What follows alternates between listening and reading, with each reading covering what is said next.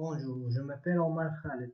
Je vais vous présenter un projet à propos de la méthode de Nultermine, réalisé en collaboration avec mes deux collègues, Mohamed Amin Maïrech et Naïm Ahouez, dans le cadre du module TP Optimisation à l'École polytechnique de Tunisie. On va commencer par introduire la méthode de Nultermine et l'avantage de cette méthode par rapport à d'autres méthodes comme celle du gradient. Ensuite, on va expliquer le fonctionnement de l'algorithme. Puis, on présentera une animation d'un exemple de fonction de R2 à valeur dans R, en insistant sur l'importance de la non-linéarité des points initialement choisis et la dépendance du résultat obtenu de ces points. Et finalement, on présentera un exemple d'une fonction de R3 à valeur dans R. La méthode de Nildermin a été proposée par Jean Nader et Roger Mead en 1965. C'est une méthode numérique qui cherche à minimiser une fonction contenue à plusieurs variables. Pour chercher un minimum local d'une fonction, on utilise souvent la méthode du gradient, mais cette méthode a pour inconvénient la nécessité de calculer le gradient de la fonction considérée. D'où l'intérêt d'utiliser la méthode de Nildermin qui n'exige même pas la différenciabilité de la fonction. Alors, on va expliquer maintenant le fonctionnement de la méthode. Soit f une fonction contenue à une variable. On génère un nouveau simplex de n plus 1 point, puis on cherche à remplacer le point ayant la plus grande valeur par réflexion de coefficient alpha, expansion de coefficient gamma ou contraction de coefficient ρ. En cas d'échec, on fait approcher les points ayant les plus grandes valeurs aux points ayant la plus petite valeur par une homoticide de rapport sigma. Si la distance entre les n plus 1 point est de l'ordre de la précision désirée, on s'arrête et on retourne le point ayant la plus petite valeur, sinon on refait l'étape précédente.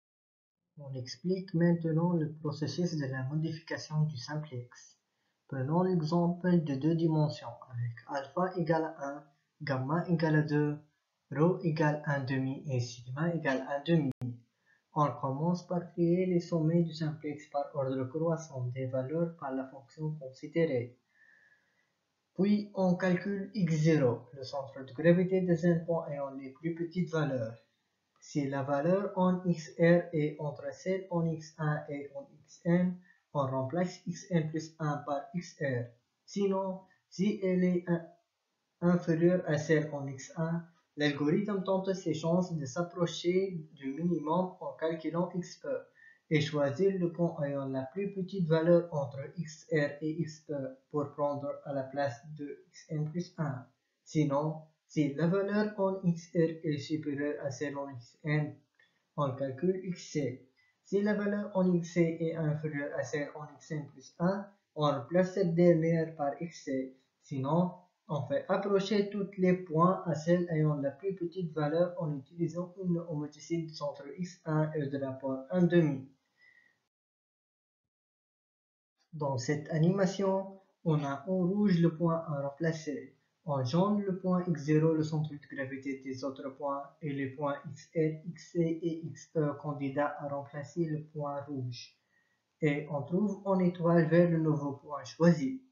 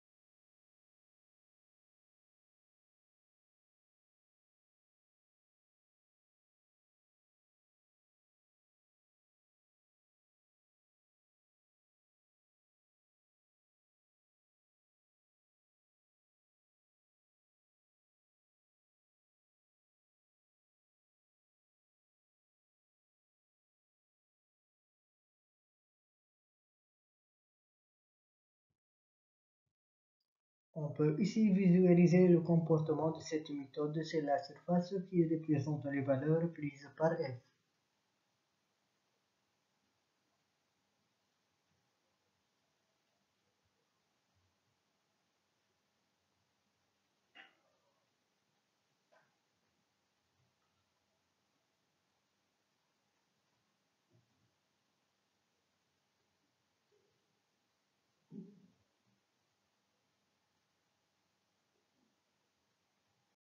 La non-linéarité des points initialement choisis est indispensable pour le fonctionnement de cette méthode, car elle le permet de balayer tout l'espace dans son processus de recherche. On peut observer cette importance dans cet exemple.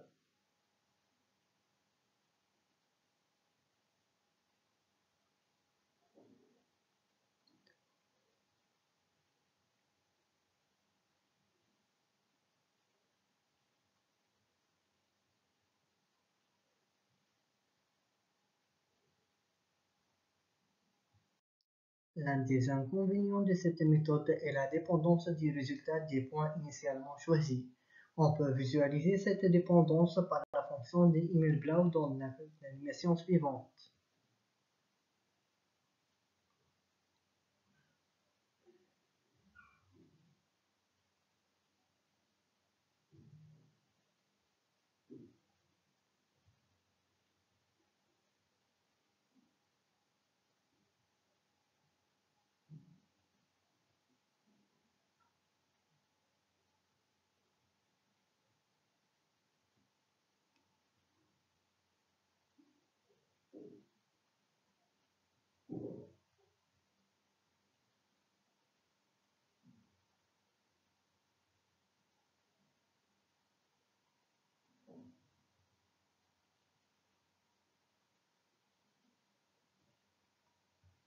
C'est un peu difficile de représenter graphiquement une fonction de S3 à valeur temps R, donc on a décidé de ne représenter que le point dont l'algorithme s'intéresse et de représenter leur valeur par des sphères de coordonnées x, y, z et de rayon f de x, y, z. Dans ce cas, les simplexes seront des tétraèdres dont les sommets sont des centres de sphères.